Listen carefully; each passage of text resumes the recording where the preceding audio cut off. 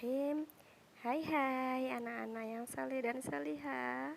Kita bertemu kembali. Baik, dalam pertemuan kali ini kita akan belajar tentang materi PPKN. Nah, anak-anak yang masih jalan-jalan atau masih berlari-larian, yuk sekarang coba duduk yang manis, duduk yang rapi. Siapkan buku tulis untuk tugas, pensil, dan penghapusnya. Yuk, Ustazah hitung sampai 3 ya. Anak-anak harus sudah siap duduk yang rapi. 1, 2, 3. Pertemuan yang lalu kita telah mempelajari berbagai hal tentang Pancasila, antara lain bunyi sila, lambang sila, dan pengamalan sila Pancasila di rumah. Masih ingat ya anak-anak bagaimana kita menerapkan atau mengamalkan sila-sila dalam Pancasila ketika kita di rumah, dari sila ke-1, sila ke-2, sila ke-3, ke-4, dan ke-5. Anak-anak harus sudah dapat mencermati apa saja yang harus dilakukan sesuai sila-sila tersebut.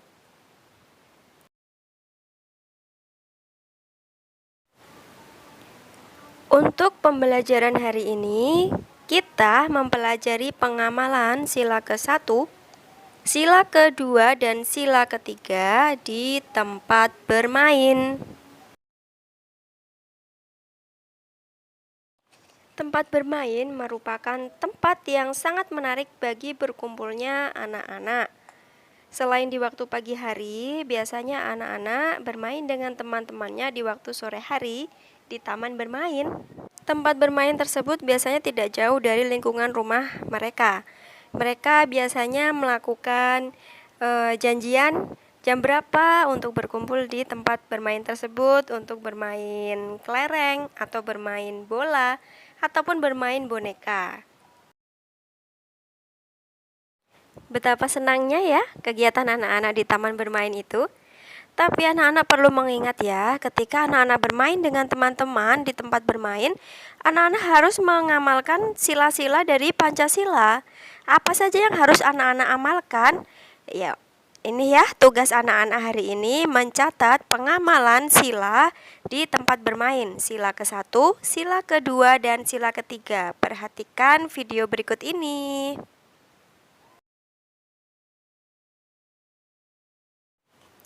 Pengamalan sila ke-1 di tempat bermain. Apa saja pengamalan sila ke-1 tersebut?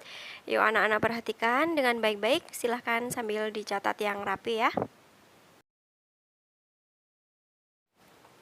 Yang pertama, tidak lupa berdoa sebelum bermain. Jadi setelah anak-anak berkumpul di taman atau di tempat bermain, jangan lupa untuk berdoa dulu sebelum akhirnya anak-anak memutuskan untuk bermain apa.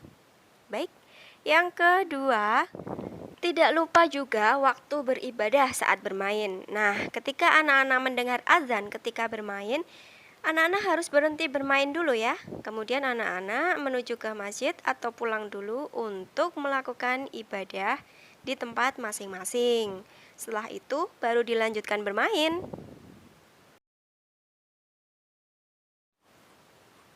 Pengamalan sila kedua di tempat bermain seperti apa? Kita simak yuk.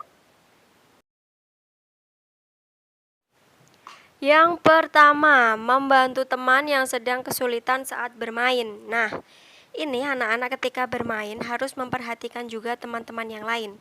Misalnya kalian sedang bermain lompat tali. Ada teman kalian yang tidak bisa melakukan gerakan pada lompat tali, maka kalian harus memberikan contoh bagaimana untuk melompat pada tali tersebut agar teman kalian juga bisa ikut bermain, oke?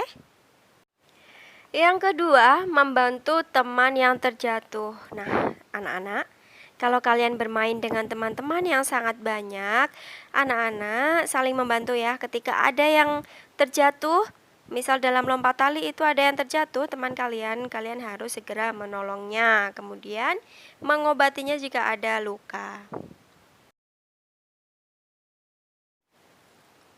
Selanjutnya, pengamalan sila ketiga di tempat bermain. Perhatikan dengan seksama ya anak-anak. Yang pertama, bermain dengan semua teman. Anak-anak, jika bermain dengan teman-teman yang banyak, itu kalian berkumpul di suatu tempat dengan teman-teman yang berasal dari berbagai daerah. Jadi anak-anak harus tetap bermain dengan semua teman. Tidak boleh anak-anak memilih hanya mau berteman dengan yang A atau yang B atau dengan yang C, itu tidak boleh. Anak-anak harus bermain dengan semua teman tanpa pilih-pilih. Yang kedua, selalu kompak saat bermain ya. Perlu diterapkan untuk selalu kompak ya anak-anak ya waktu bermain dengan teman-teman. Baik anak-anak semua, itu tadi adalah penjelasan dari pengamalan sila ke-1, kedua, dan sila ketiga di tempat bermain. Silakan anak-anak selain mencatat, juga anak-anak hafalkan ya, supaya besok waktu Ustadz dan Ustazah memberikan soal, anak-anak dapat mengerjakan dengan baik. Baik, Ustadz dan Ustazah tunggu kiriman foto tugasnya. Dan wassalamualaikum warahmatullahi wabarakatuh.